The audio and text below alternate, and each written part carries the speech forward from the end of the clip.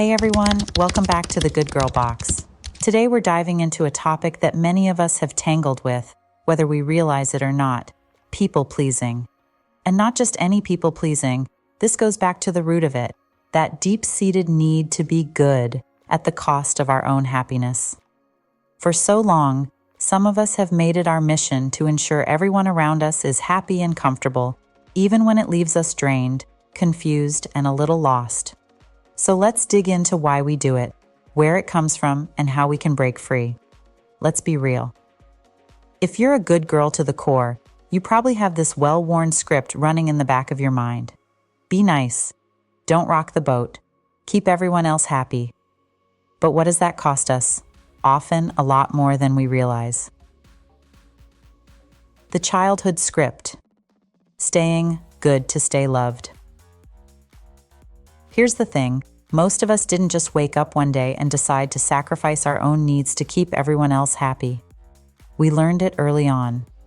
Growing up, many of us were conditioned to be good and nice because it felt safer. Maybe we found approval from family, teachers, or friends when we went along with things, kept quiet, or put others first. And in a way, it became a survival strategy. Being good meant we belonged. Being agreeable meant we were loved. But as adults, this isn't just a strategy. It's now a pattern, and one that doesn't serve us. That deep-seated need for approval has us walking on eggshells, apologizing for having needs, and abandoning our own values to keep other people comfortable. And while we may be skilled at making others happy, it often leaves us feeling overlooked and unfulfilled. Recognizing the cost, abandoning yourself to keep the peace. Now, let's talk about what this habit really does. Every time we say yes when we mean no, every time we agree with something that doesn't align with us, we're abandoning a piece of ourselves. Think about it. When we prioritize someone else's comfort over our own needs, we're telling ourselves, "You don't matter as much as they do." This cycle becomes exhausting, and over time, we lose touch with who we really are, our values, our dreams, our inner voice. We're slowly becoming strangers to ourselves. And here's where the real kicker comes in. When we do this, we're not only abandoning our own needs, but we're also sending out a message to the world. We're saying, "I'll shrink to keep the peace." And sure enough, we start attracting people who want us to stay small, to be compliant, to go along with their needs. It's a pattern that traps us in relationships and situations that reinforce this sense of self-abandonment. Leaning into the tension, breaking the good girl pattern. So, how do we break free? It starts by getting a little uncomfortable, by leaning into that fear that tells us it's dangerous to rock the boat. We need to challenge this deeply ingrained idea that our worth is tied to our ability to keep everyone else happy. It's not easy, let's be clear about that. But growth rarely is. Start small. The next time you feel the urge to agree just to keep the peace, pause and check in with yourself. Ask, is this what I really want? Does this align with my values? Give yourself permission to say no without apology. Let go of the guilt of disappointing others, because it's not your job to manage their emotions. This is about honoring your own needs and values, not betraying anyone else's. And yes, there will be tension.